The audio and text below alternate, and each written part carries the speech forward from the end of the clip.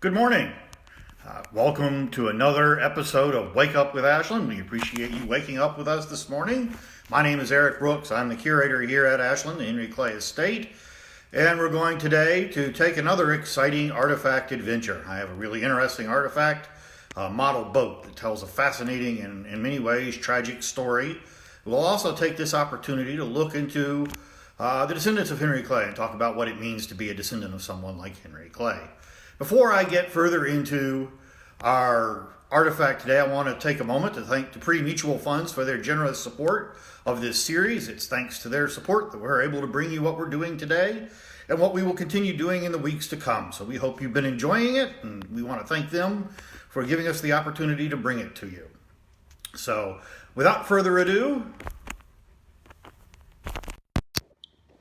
let us turn to the artifact. It is a model boat. You can see it here. There are 4 members of the crew. This one's got an oar. There's a sail in the middle of the boat. 2 more members of the crew at the other end. It's wooden. The outer hull is made from skin of some sort. If you look closely at some of the figures, let's get in real close here. You can see they're wearing fabric clothing and fur and leather. So that may give us some hint.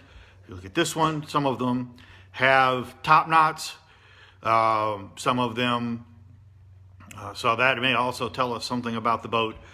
You can see the wood structure there. The one at the end, come back over here, has got her hand on the tiller to steer the boat. This one up here perhaps is captaining the vessel. So you can see we've got 4 figures. I'll pull back a little bit so you can get a little better view of the overall scope of the boat. There's a plaque on the center of the boat that says Lady Franklin Bay Arctic Expedition. So that's an important piece of information. And that tells us something about where the boat came from and maybe gives us some clues as to what the boat is. But to tell that story, we need to consider this individual. This is Harry Independence Clay. Harry Independence Clay was a grandson of Henry Clay. He was the son of James B. Clay. I believe he was the 4th of their 10 children. Born November the 17th of 1849 in Lisbon, Portugal, of all places. His father was at that time charge d'affaires in Portugal. He has the middle name Independence because he was christened aboard the USS Independence, a United States naval vessel docked in port at Lisbon. That ceremony was performed by Commodore Morgan, a friend of the family, who would later give Henry, or had already by that time given Henry Clay his prize stallion Yorkshire. So that's Harry Independence Clay. He grew up here at Ashland. Eventually, the Civil War came and the family left Ashland because of the war, and his father having fled to Canada. He was educated in Canada, eventually came back to the United States and received a law degree. He and his brother John, I'm going to come down here. That is John Cathcart Johnston Clay. They were very, very close, a couple of years apart in age. They formed a law partnership in California where they lived. That partnership was relatively successful. They got into real estate. Unfortunately, it came to an abrupt end in 1872 when this young man died of typhoid fever at his Uncle Thomas's house. That house is actually right next to Shriners Hospital. So he dies, and that puts Harry at a real loss. He's lost the person that he's leaned on for most of his life for support, sharing the adversity that they had both faced, etc. So he finds himself at loose ends and he begins to work his way back east. He works for a while in Denver and I believe in Kansas City, and then ultimately comes back to Louisville, where he arrives by 1876. He establishes a law practice, I think works for a little while as a Commonwealth's attorney, and gets into politics. So he's never able to achieve elected office, but he runs at least one relatively successful campaign in the sense of getting his name out there and becoming known. But none of that really grabs his interest completely. Then in 1879, something happens which changes his interest all together. A man by the name of Karl Weyprecht, a German, makes a proposal to the international community.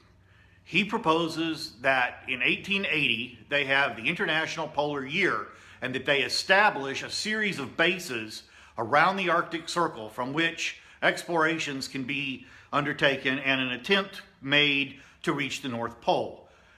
Exploration had been going on in the Arctic for some time with very limited success. Almost always those expeditions resulted in the death of some members, sometimes complete loss. If you've seen the AMC TV series, The Terror, that's based on a real expedition that disappeared in the Arctic and wasn't found, the ships weren't found until about 5 years ago.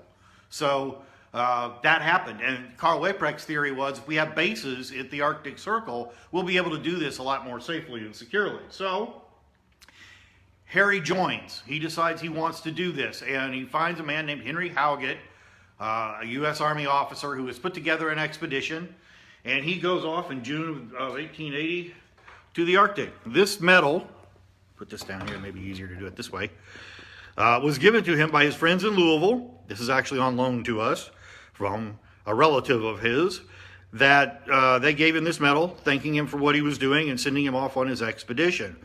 So off he goes. Let me grab my map here. To the Arctic. This is a map showing where he went. You can see here, this is Greenland, this is Canada.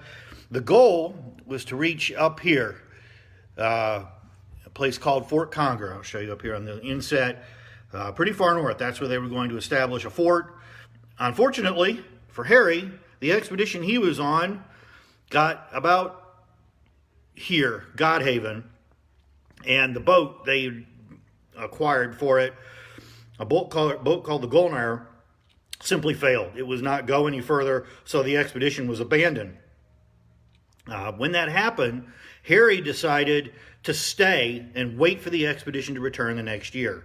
Basically, with Arctic expeditions, after early August or so, this all freezes up and it becomes impossible to go forward via boat. So expeditions don't tend to move until the following spring. So he agreed to wait here with another member of the crew, a man by the name of Dr. Octave Pavy, and while there, was going to undertake a number of activities to facilitate the return of the expedition. Those activities include some ethnographic research. He gets to know members of both the Danish population and the Inuit population, and this boat is one of the results. We actually have voluminous information that he brought back. His papers are at UK in the James Clay Family Papers collection. All his diaries and journals and notes, all of it's there. One of the unfortunate things is it's been very little used in research, but he took very careful notes. He wrote a dictionary in both Inuit and English and even Latin. So he's got 3 languages side by side. And one of his notes talks about the boat. This is called an umiak. You've probably heard of a kayak. A kayak is a one-person craft. They were used by Inuit men to hunt. This is a family craft. This is the minivan of the Inuit. This is used by women, almost always operated by women to haul the family around. So, for example, if they were moving from one point to another, they would load everything into the boat and move from point A to point B. These were usually about 40 feet long. They were usually powered by oar, although they often also carried a sail. So if the winds were right and they were heading in the right direction, they could put the sail up and save rowing for a period of time. But all that information is contained in Harry's notes. We also know from Harry's notes something about the people. Notice no hair on that person. That person has hair. One of the things that Harry tells us is that he could differentiate men and women by top knots. Women wore their hair in top knots. We got 2 others over here. No hair on that fella. That's a man. That's a woman. So the women are piloting the ship, steering the ship. We got some men providing oar power. And that's all information we get from Harry's notes. Really quite fascinating to read.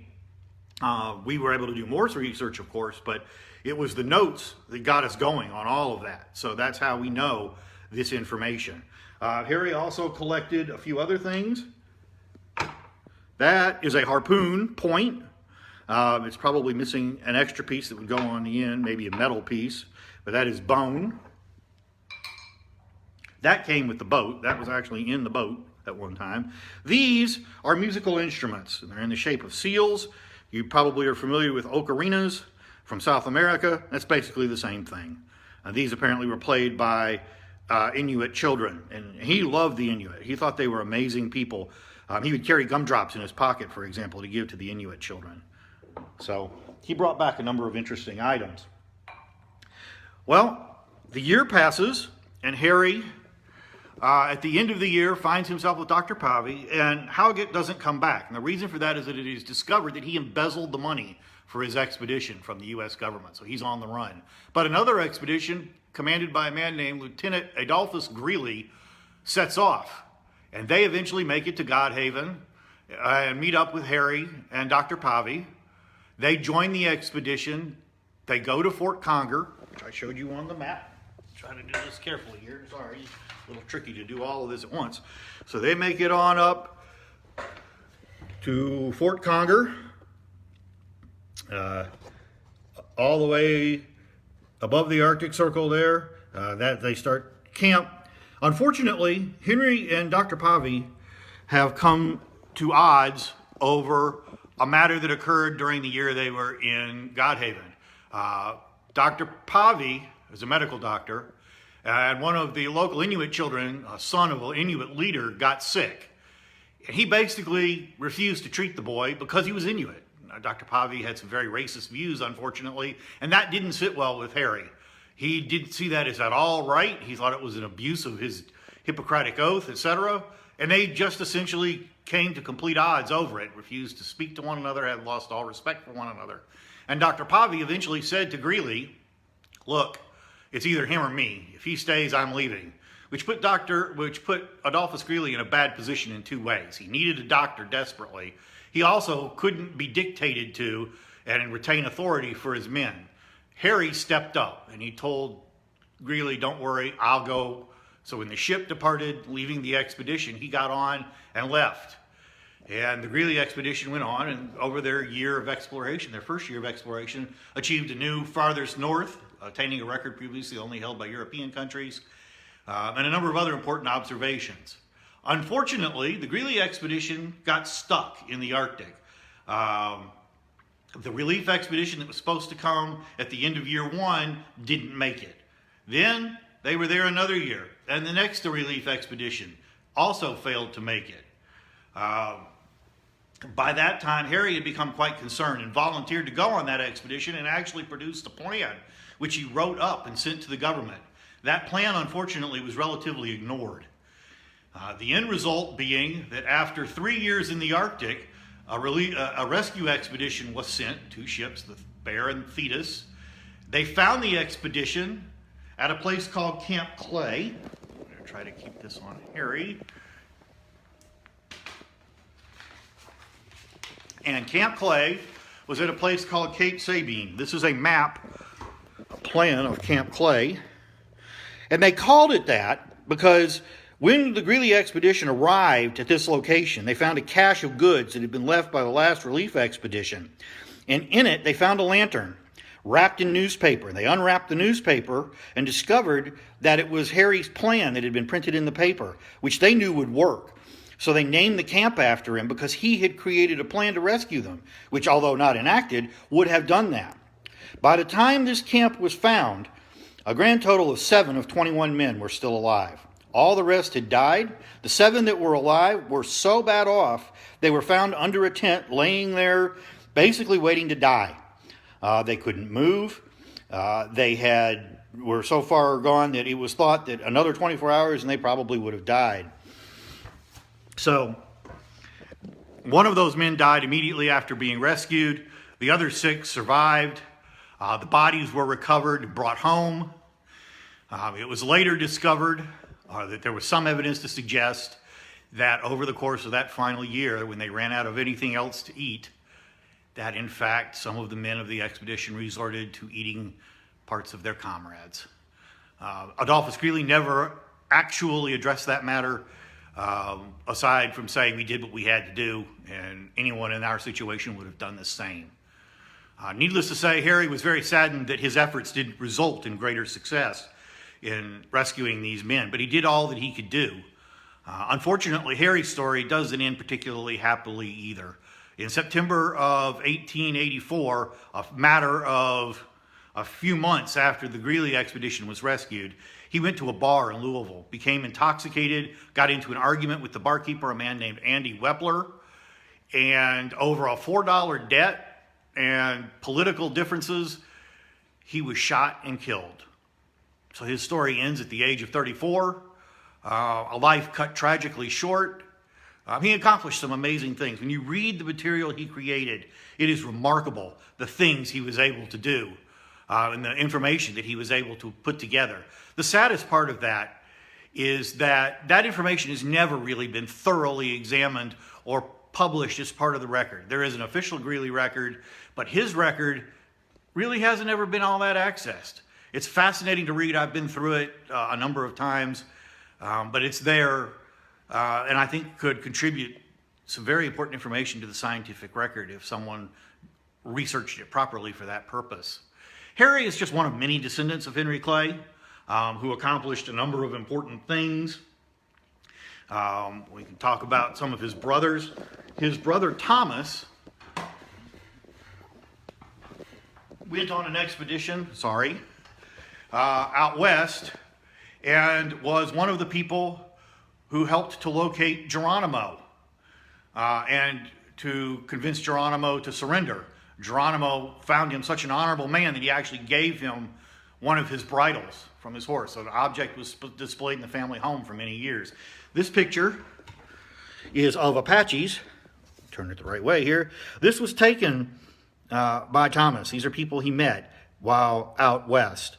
There are many other descendants who have done amazing things. You talk about Madge and her activities as a suffragist.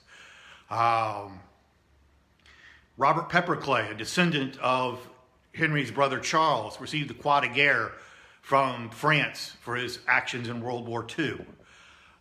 There are many more. Robert's sister Susan Savitsky became a published poet and art historian. Her husband was an art historian, and he taught her that trade.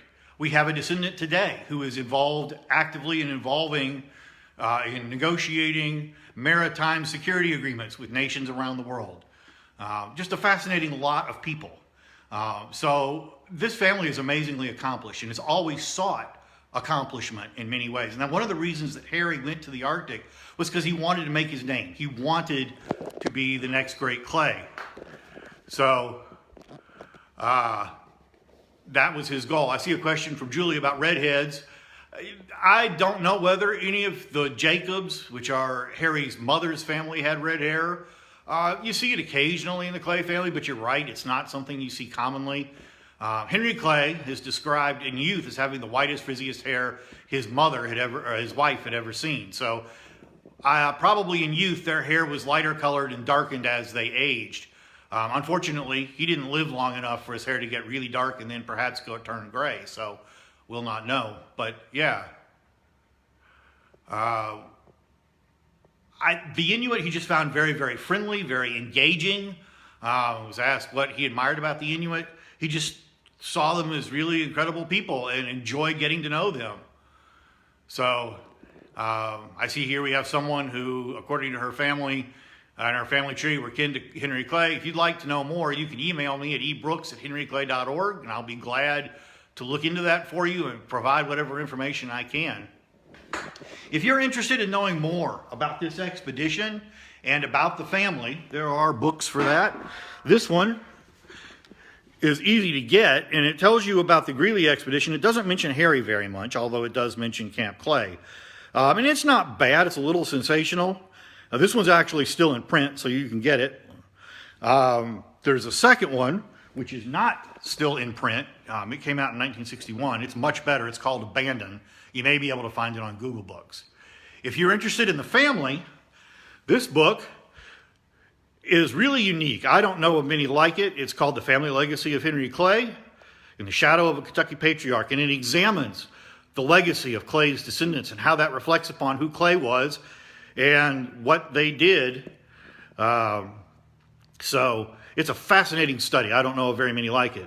By Dr. Lindsay Apple, a good friend of the estate and professor at Georgetown College. We actually have this in our store. It is available on our website. You can go to our website and check out that book. It's really, really a great book. Wonderful, wonderful read.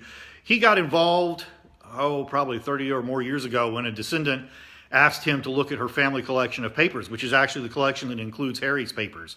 That's how we know about this story. So it's a fascinating read. Lindsay's a great friend. I've learned a great deal from him over the years, so I highly recommend it. So, are there any further questions at this time? Be glad to answer anything. I see we have someone here who enjoys visiting the estate, and that matters very much. We appreciate everybody who comes to visit the estate. We're glad to see everyone, and we hope you'll come back. Come visit the grounds now while we're closed, and come back when we eventually reopen and check out some of these amazing artifacts and some of the stories. I'll add, if you'd like to know more about our collection, the entire collection can be accessed online. Our catalog is on our website. If you go to the webpage, henryclay.org, and click Learn, there is a tab there for the catalog. Just click on it. You can search the entire catalog and look up every artifact in the collection. So it's a fascinating opportunity.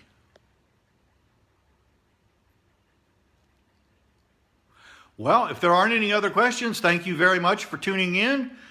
Cameron will be back next Tuesday with another exciting episode. We thank you for your time and look forward to seeing you again soon. Have a good day, be well, and be safe. Harry came home on the boat. It was asked how Harry got back from the Arctic.